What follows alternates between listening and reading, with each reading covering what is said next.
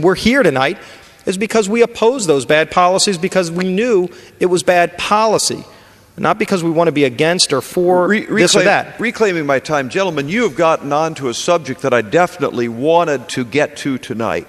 And I think this is something that our other congressional friends that are joining us tonight and others perhaps would want to understand, because this is an extremely exciting juncture, really where we are time-wise, today and tomorrow.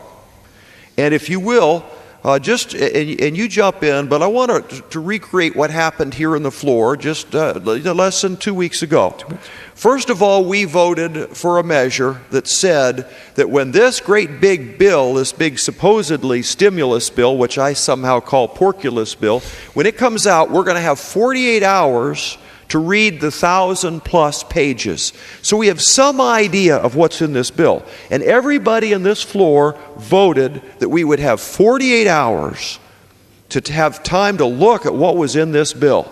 $700+ billion. We're talking about enough money to buy at the rate of, I think of big things because I'm on armed services. You could buy at the average cost 250 aircraft carriers with this much money that we don't have. We only have 11 in our country. Will the gentleman yield? I do yield.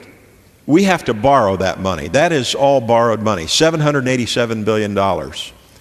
When you add the interest on that, that amounts to about $1.1 trillion, the price tag of that one bill. Now, President Obama said right before we voted that we are in a crisis and we must pass this stimulus bill immediately or we may suffer a catastrophe.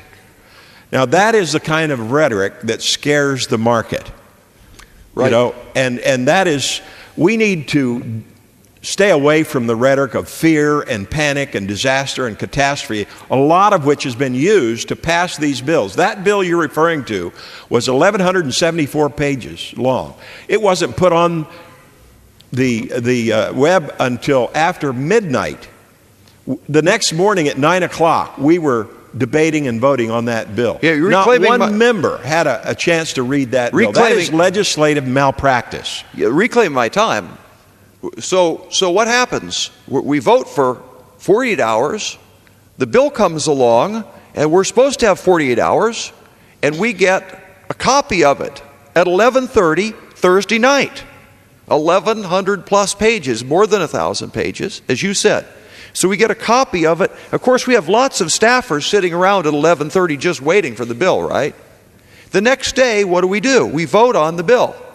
Now, of course, what happened was the Republicans voted no. All of the there was talk about we're going to have transparency, we're going to have bipartisanship. And so on the floor, Republicans asked, hey, I thought we had 48 hours. Do we have any way to get our 48 hours? The answer was no, we're going to vote on it.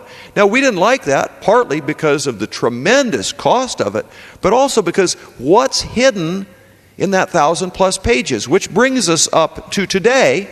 And I wanted to get here, and then you can loop back, but where we are today is we find that hidden in this bill in conference, put in, according to ABC, by Senator Dodd, was an amendment that says that the executives from AIG Insurance Company, who, by the way, a lot of them live in his district, that those executives can keep their 165 million in bonuses. Now, the public is upset about $165 billion in bonuses. And I can't say that I blame them, but on the other hand, they should even be more upset. It's not just millions. You got to look at what that letter is. It's billions or trillions. I yield. I have a copy of that press account that occurred yesterday. It was ABC News. Jonathan Karl reported this. Here's a story, and I'm quoting. Last month, the Senate unanimously approved an amendment to the stimulus bill aimed at restricting bonuses over $100,000 at any company receiving federal bailout funds. The measure, which was drafted by Senator Olympia Snowe of Maine and Senator Ron Wyden of Oregon, applied these restrictions retroactively to bonuses received or promised in 2008 and onward. But then, The provision was stripped out during the closed-door conference negotiations involving House and Senate leaders and the White House, and a measure by the Senate Banking Chairman, Chris Dodd of Connecticut, to limit executive compensation replaced it. 11-page amendment. Dodd's measure explicitly exempted bonuses agreed to prior to the passage of the stimulus bill. That should be investigated. That's the news story that you're talking about, and I yield back.